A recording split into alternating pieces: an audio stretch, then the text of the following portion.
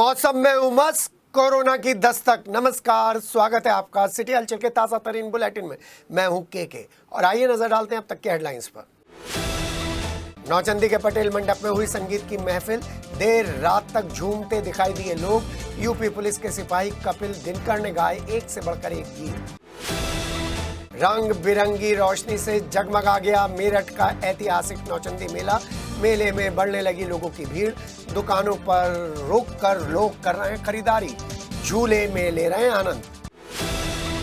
महिला आयोग की सदस्य डॉक्टर हिमानी अग्रवाल ने सर्किट हाउस और मवाना तहसील में सुनी जन समस्याएं, तुरंत कार्रवाई के दिए जरूरी दिशा निर्देश। मवाना के सामुदायिक केंद्र की व्यवस्थाएं देखकर हुई संतुष्ट, कहा ऊपर भेजेंगी अस्पताल की पॉजिटिव रिपोर्ट। आयुक्त मेरठ मंडल ने विभिन्न विभागों की योजनाओं और परियोजनाओं की समीक्षा बैठक में प्रगति को लेकर दिए जरूरी दिशा निर्देश। कहा अवैध होर्डिंग के खिलाफ चल रहे अभियान में नहीं बर्दाश्त की जाएगी खानापूर्ति।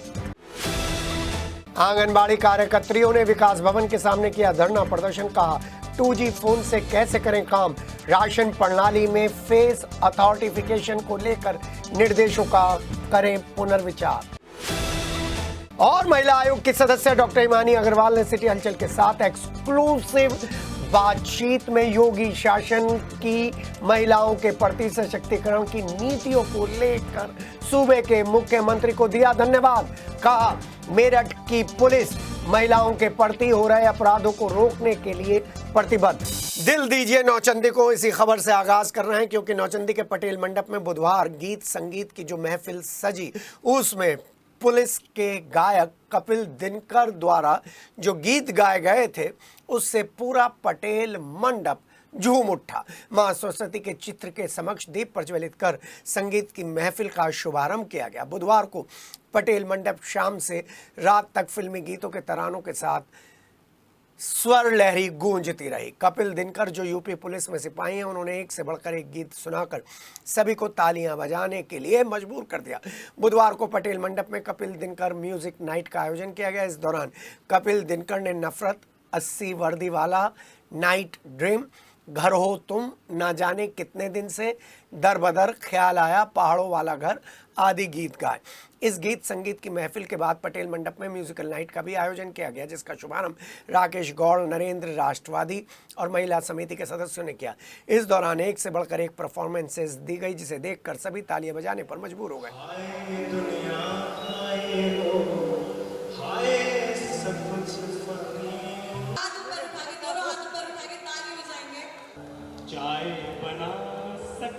जम्मू कश्मीर के पहलगांव में हुए आतंकी हमले के बाद मेरठ का ऐतिहासिक नौचंदी मेला कुछ समय के लिए स्थगित कर दिया गया था, लेकिन मंगलवार को मंत्री धर्मपाल सिंह ने नौचंदी मेले में पहुंचकर मां नवचंडी की पूजा अर्चना की और चुंदरी चढ़ाने के बाद मेले का शुभारंभ कर दिया।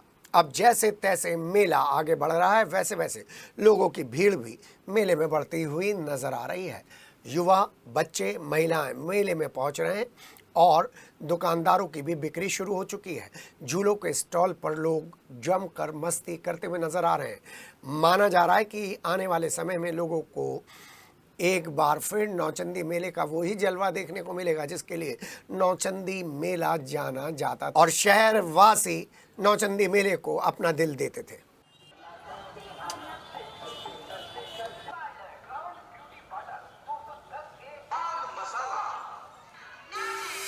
हमारे नौचंदी में झूले हर साल लगते आए हैं, बढ़िया तरीके के झूले हैं। लाइटें बहुत रंगीन, रंग बिरंगी लाइटें लगी हुई हैं। सेफ्टी हर तरह की हैगी। बच्चों के साथ आओ, माताओं के साथ आओ, बहनों के साथ आओ, यहाँ सेफ्टी हर तरह की हैगी। झूलों पे लाइट बहुत बढ़िया लगी हुई हैगी। अपना आए, मनोरंजन करो, खूब खाओ पियो यहाँ पे। बुधवार को राज्य महिला आयोग की सदस्य डॉक्टर हिमानी अग्रवाल ने सर्किट हाउस में महिला जन सुनवाई करते हुए वहां मौजूद संबंधित अधिकारियों को तत्काल प्रभाव से महिला फरियादियों की समस्याओं के तुरंत निस्तारण के निर्देश दिए। तुरंत निस्तारण के। डॉक्टर हिमानी अग्रवाल ने कहा प्रदेश सरकार की प्राथमिकता है कि महिलाओं की समस्याओं को जल्द से जल्द हल किया जाए, उनका समाधान किया जाए और महिलाओं को त्वरित न्याय मिले, जिसके लिए महिला फरियादियों को किसी तरीके की परेशानी का सामना न करना पड़े। डॉक्टर हिमानी ने महिला फरियादियों की समस्याओं को सुनते हुए स्पष्ट कर दिया कि महिला जन सुनवाई के दौरान किसी तरीके की लापरवाही अधिकारियों से, पुलिसकर्मियों से होती है तो वो बर्दाश्त नहीं की जाएगी। इसलिए पीड़ित महिलाओं की सुनवाई अधिकारी तत्काल करें और उन्हें समय से न्याय दिलाने में प्रमुख भूमिका निभाएं। ये तो मेरठ के सर्किट हाउस का आपको नज़ारा दिखाया है। अब मवाना तहसील लेकर चलते हैं। महिला जन सुनवाई करने मवाना तहसील सभागार पहुंची उत्तर प्रदेश राज्य महिला आयोग की सदस्य डॉक्टर हिमानी अग्रवाल ने महिलाओं की समस्याओं को बहुत करीब से जाना। जन सुनवाई के दौरान उन्होंने महिला उत्पीड़न के रोकथाम और पीड़ित महिलाओं को त्वरित न्याय दिलाने के लिए महिला आयोग आपके द्वारा जो कार्यक्रम आयोजित किया जाता है, यानी कि आपके द्वारा कौन सा कार्यक्रम आयोजित किया जाता है, जन सुनवाई का कार्यक्रम, उस जन सुनवाई के कार्यक्रम को महिलाओं के द्वार यानी कि डोर स्टेप पर लेकर पहुंची थी ये हिमानी अग्रवाल की टीम। इस दौरान मवाना की रहने वाली रेखा ने डॉक्टर हिमानी अग्रवाल को बताया कि उनके पति धर्मेंद्र के देहांत के बाद वो उनके स्थान पर अधिवक्ता नजीमुद्दीन के चैम्बर के बाहर टाइपिंग का काम करती थी, लेकिन 20 मई को अधिवक्ता और उसके साथियों द्वारा जबरन उनका टाइपिंग का सामान फेंक दिया गया। विरोध करने पर रेखा के साथ मारपीट की गई। रेखा ने बताया कि उसने इस बात की शिकायत थाने से लेकर एसडीएम कार्यालय तक की, लेकिन कोई कार्रवाई नहीं हुई। इस पर डॉक्टर हिमानी अग्रवाल ने एसडीएम को तत्काल कार्रवाई करने के आदेश दिए। राशन कार्ड बनवाने, बलात्कार के मुकदमों में आरोपियों की गिरफ्तारी नहीं होने, विकलांग प्रमाण पत्र बनवाए जाने, आय प्रमाण पत्र बनवाए जाने जैसी शिकायतें डॉक्टर हिमानी अग्रवाल के सामने आईं, जिनमें से 2 शिकायतों का तो मौके पर ही निस्तारण कर दिया गया। शिकायतें सुनने के बाद डॉक्टर हिमानी ने संबंधित विभागों को जरूरी दिशा निर्देश दिए। डीपीओ अतुल कुमार सोनी, जिला मिशन कोऑर्डिनेटर खुशबू शर्मा, एसडीएम दीपक माथुर, सीओ अभिषेक पटेल, चिकित्सा अधीक्षक डॉक्टर अरुण कुमार आदि अधिकारी उपस्थित थे। तहसील सभागार में जन सुनवाई करने के बाद यहां से डॉक्टर हिमानी अग्रवाल सामुदायिक स्वास्थ्य केंद्र मवाना पहुंचे, जहां उन्होंने आयुष्मान भारत कार्यालय, बाल रोग विशेषज्ञ कक्ष, एसएनसीए वार्ड और दूसरे विभागों का निरीक्षण करते हुए हॉस्पिटल की सभी व्यवस्थाओं को देखकर संतुष्टि जाहिर की, खुशी जाहिर की और कहा सरकारी अस्पताल में प्राइवेट हॉस्पिटल से बेहतरीन सुविधाएं देखकर उन्हें अच्छा लगा और वो पॉजिटिव रिपोर्ट बनाकर मुख्यालय भेजेंगे। महिला आयोग आपके द्वार, इस स्लोगन को लेते हुए हम हर तहसील पे जाएंगे और तहसील पे महिला जन सुनवाई करेंगे, क्योंकि ये महिलाएं शहर में नहीं आ पाती हैं, ना इन तक सूचना पहुंच पाती है। इसलिए हमने ये सोचा कि हम इनके द्वार पे आके यहीं पे जन सुनवाई करेंगे ताकि इनकी समस्याओं का निदान जल्दी से जल्दी और अच्छे से हो पाए।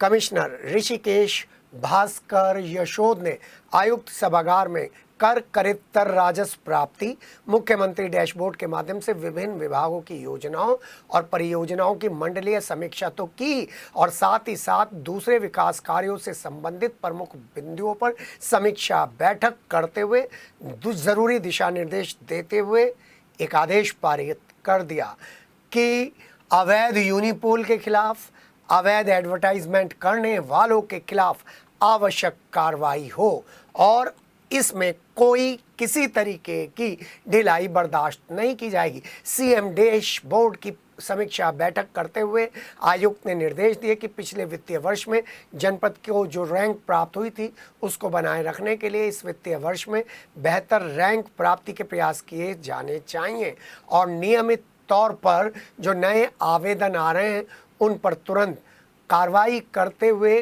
लाभार्थियों को संतृप्त किया जाए।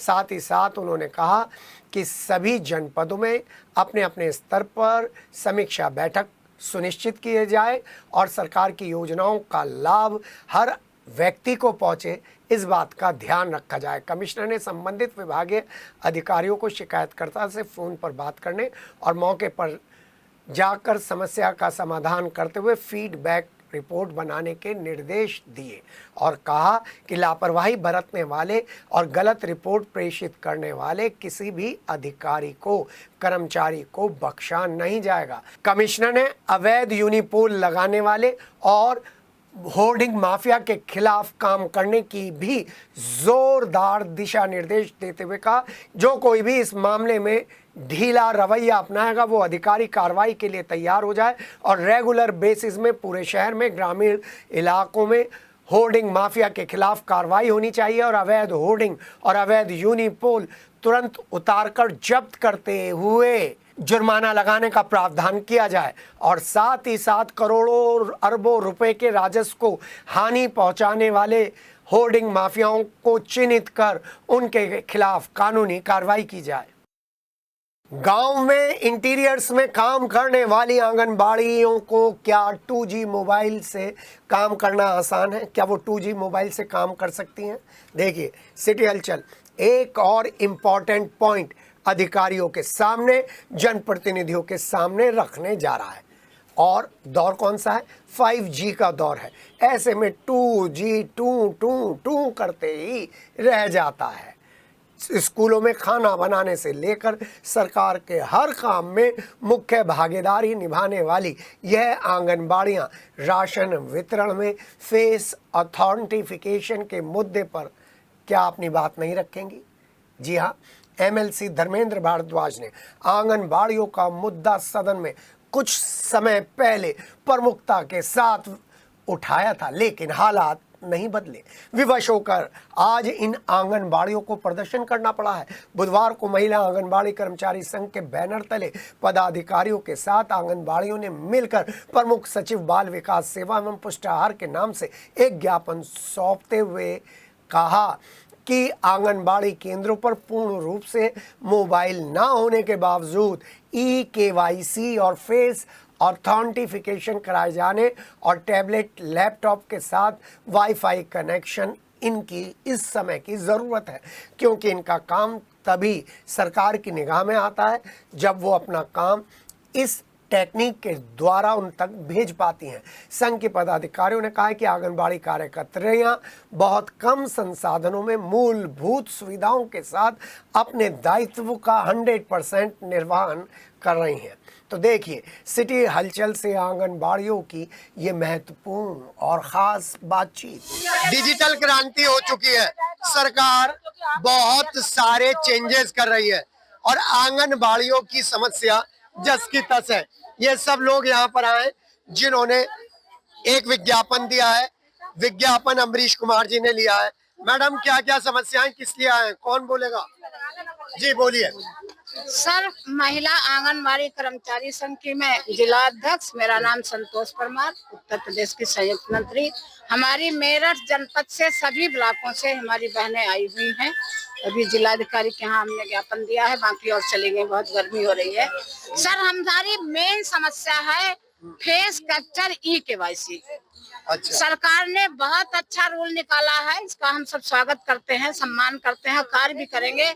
लिहाजा हमारी सारी सुविधाएं उपलब्ध कराई जाएं आंगनबाड़ियों को। जैसे फेस कैप्चर के लिए इन्होंने कहा 2G मोबाइल दिया गया है, उसमें ऐसे गोला गोला घूमता रहता है सर। 2G मोबाइल नहीं, नेटवर्क की सुविधा नहीं है। तो हम कह रहे हैं सर, हमको लैपटॉप दिया जाए, पारदर्शिता लाने के लिए सरकार अगर आंगनबाड़ियों को करे, उसके साथ सुविधा भी मुहैया कराए। हम सभी सैलरी ना बढ़े, लैपटॉप मिल जाए। नहीं, सैलरी भी तो तो अभी आप सैलरी के बारे में बात कर रही थी, अब लैपटॉप पे आ गई। नहीं सर, मैं मर रहे 3,000 में कुछ नहीं हो रहा, बच्चे भूखे मर रहे, गर्मी में हम मर रहे खुद। देखो, मैं जरा मुद्दे की बात करूं। आंगनबाड़ियों का क्या क्या काम है ये बताओ आप। मतलब बच्चों को राशन देना, अच्छा, उनको पढ़ाना भी है। हाँ जी। जो भी विभाग है उन विभागों का सबका हम काम करते हैं। अगर हम किसी भी विभाग में काम नहीं करें तो सरकार का कोई काम संभव नहीं है जो हो जाए। ये जिस यूनिफॉर्म में आई हो ड्रेस है आप? जी हाँ जी, ये हमारी पिंक कलर की हम लोग काम करते हैं। टीकाकरण में हम काम करते हैं। जो आपका संचारी विभाग का काम है, संचारी सर्वे चलता है, उसमें हम काम करते हैं। टीकाकरण में सुबह से 10 बजे से 4 बजे तक आंगनबाड़ी बैठती है। 2 काम मैं भी बता दूं। प्रधान की गालियां सुनते हो, और जिस स्कूल में खाना बनाते हो उसकी हेड मिस्ट्रेस और हेडमास्टर की गाली सुनते हो। आप सर हाँ या ना बोलो। और जब बीएसए से शिकायत करते हो तो बीएसए तुम्हारी तनख्वाह रोक लेती है। जी हाँ, जब डीएम से बात करते हो तुम्हारी कोई सुनवाई नहीं होती। हमारी सुनवाई ऐसा क्यों होता है? सर हम आंगनबाड़ी हैं, हमारा काम खाना बनाना नहीं है, लेकिन हमें खाना उनकी रसोई से मिलता है और हमारा काम है बच्चों को पढ़ाना, उनका टीकाकरण कराना, गर्भवती को से लेकर उसके मतलब 6 साल तक का बच्चा हो जाता है, हम उसकी निगरानी पूरी करते हैं। और हमारी समस्या फिलहाल की समस्या फेस टैक्सिंग की है, जो हमारे मोबाइल से नहीं हो रहा, जो हमारे विभाग ने मोबाइल दे रखा है वो उससे नहीं हो रहा, उससे गोला गोला घूमता रह रहा है। हमें 2G का मोबाइल है। हाँ जी, 5G मोबाइल, वो मोबाइल आज तक काम ही नहीं कर पाए जब तक सरकार ने दिए हैं। हम अपने मोबाइल मैं देखो आपको सही बात बताऊंगा। क्या आप महिला आयोग की सदस्या से कभी मिले हो? किसी से भी 3-3 तो हैं यहाँ पे? नहीं, हमारे संगठन के लोग ऊपर से जो ये आप लोग मिले हो? नहीं सर, हमारे गाँव वाले जो हैं हमारा काम नहीं चलता, घर घर में तो बच्चे लाते हैं छोड़ के आते हैं। सबसे पहले हम ना खोलते हैं सेंटर चलाते हैं। 3000 में हमारे गुजारा नहीं हो रहा। 3000 मिल रहा हमें, हमारे बच्चे भूखे मरते हैं। सबसे पहले जाते हैं, सबसे बाद में आते हैं। घर घर में तो बच्चे लाते हैं। जब हम राशन बांटते हैं तो परिवार वाले जो हमारा लाभार्थी वर्ग वो नहीं आता, जिसका और परिवार वाले आते हैं। सर मेरा ये कहना है कि 2 अक्टूबर सन 1975 में इस योजना की शुरुआत की गई थी। जब से आज तक हमारी बहनें कितना पाई है? 6000। सरकार बीजेपी सरकार जब आई थी अपने घोषणा पत्र में ये लिखी थी कि आते ही सम्मानजनक मान दे देंगे। वो सरकार अब कहाँ चली गई? जबकि आज लगातार कितने सालों से सरकार वही बन रही है। बीजेपी सरकार को नकारते हैं हम, धिक्कारते हैं हम। आने वाले समय में बीजेपी सरकार को हमारे महिला संगठन से एक भी वोट हमारी बहनें नहीं करेंगे। हम चैलेंज करते हैं। आप तो सब वोट करोगी, कोई ताली नहीं बजा रहा इनकी बात। या तो हमारी करेंगे नहीं करेंगे। सरकार ने न्यूनतम वेतन घोषित किया गया है, हाई कोर्ट ने भी न्यूनतम वेतन के लिए घोषित किया है, सुप्रीम कोर्ट ने किया है, गुजरात कोर्ट ने किया है, लेकिन उस आदेश को लागू नहीं कर रहे हैं। ये बहनें इतने सालों से सेवा करती है, 62 साल होते ही सरकार दूध की मक्खी की तरह निकाल के फेंक देती है। क्या ये कहाँ जाएगी? बुढ़ापे में इनका कौन सहारा बनेगा? एक पैसा नहीं देती है। हमारा खर्चा नहीं चलता, बुढ़ापे में रोटी कौन देगा? कोई भी नहीं देगा। यशोदा माँ है, यशोदा माँ है। जब वोट लेना होता है तब यशोदा माँ। जब यशोदा माँ बोलते हैं क्या ये होता है कि जहाँ आंगनबाड़ी खड़ी है वहाँ सरकार खड़ी है, तब तो ये बोल होते हैं सरकार के, प्रधानमंत्री जी के, मुख्यमंत्री जी के। इस वजह से यूनिवर्सिटी पे CCU पे नारी सशक्तिकरण का प्रोग्राम है, लेकिन हम नारियों का शोषण हो रहा है, तो नारी सशक्तिकरण कहाँ गया? नारी सशक्तिकरण, नारियों का तो शोषण। आप बड़े ध्यान से सुन रहे हो भाई साहब। कौन घर से लोग आए आपके यहाँ? जी घर से। जब आपके घर से बेटी बहन तैयार होकर निकलती है और उनका शोषण होता है, तब कैसा लगता है? क्योंकि बड़ी मजबूरी में घर की बहन बेटियों को भेजा जाता है बाहर। मतलब फिर तो मतलब होते ऐसा है लगा है, मतलब ये देखो आप या नहीं, आप सरकार को सहयोग कर रहे हो और सरकार सुन नहीं रही है। हाँ वो तो सरकार का काम है, जब हमारा काम थोड़ी है ये सुनना चाहिए उन्हें। हम खाली आवाज में आप आवाज मिलाते हो? हाँ क्यों नहीं मिलाते, जब तो इनके साथ आए हैं। हाँ जी, सही आवाज है, बिल्कुल सही आवाज है। नारी की आवाज उठानी चाहिए, सही आवाज नारी की आवाज उठानी चाहिए, सूचना देनी चाहिए पहले ही। देखिए बहुत अच्छी बात है, ये प्रॉब्लम बहुत लंबी है। यहाँ पर जो MLC रहे हैं धर्मेंद्र भारद्वाज, उन्होंने भी इनकी समस्या कई बार पटल में सदन में उठाई है। लेकिन पहली बात तो सुन लीजिए, 5G का टाइम आ गया है, 5G चल रहा है और 2G का इन्हें मोबाइल दे रखा है। और 2G के मोबाइल में कैसे फेस की रिकॉग्निशन होगी, और फिर इनकी सर्विस को लेकर इनके अधिकारी इनका शोषण करते हैं। आवाज सुनने वाला कोई नहीं है, आवाज उठाने वाला कोई नहीं है। और जो महिला अधिकारी है वो बुलेरो में बैठकर, AC में बैठकर इनको अंदर तक घूमने घुसने नहीं देती। हर एक का चेहरा देखिए, इतनी धूप में ये चेहरा अपनी जेन्युइन प्रॉब्लम लेकर आया है। 3000 में क्या घर चलेगा? सुबह से लेकर शाम तक ऑफिस संभालने वाले लोग हेडमास्टरनी की गालियां सुनते हैं, प्रधान की गालियां सुनते हैं, बीएससी की सुनते हैं, गांव वालों की सुनते हैं, फिर भी काम में लगे रहते हैं। तो क्या इनकी मजबूरी है? मजबूरी नहीं है, अपने परिवार को पालने की जरूरत है। इन आंगनबाड़ियों की आवाज कौन उठाएगा, कौन सुनेगा? 2027 से पहले इनका काम हो जाएगा। मेरी तमाम जनप्रतिनिधियों से और विपक्ष के नेताओं से एक छोटी सी अपील है, इनके बीच में बैठिए, इनकी समस्या जानिए और देखिए कितने जेन्युइन तरीके से अपनी बात रख रही हैं अपने सहयोगी मंच के साथ के इस स्पेशल कार्यक्रम में। क्योंकि पहले आपने सर्किट हाउस में 2 महिलाओं की पीड़ा सुनी, फिर सदस्य जो है महिला आयोग की इमानी अग्रवाल, उनकी बात सुनी, और अब ये तीसरा एंगल सिटी हलचल पर जरा ध्यान दीजिए। सिटी हलचल पर एक छोटा सा ब्रेक के बाद कुछ और खबरें, बने रहिएगा सिटी हलचल के साथ, हम लौट रहे हैं।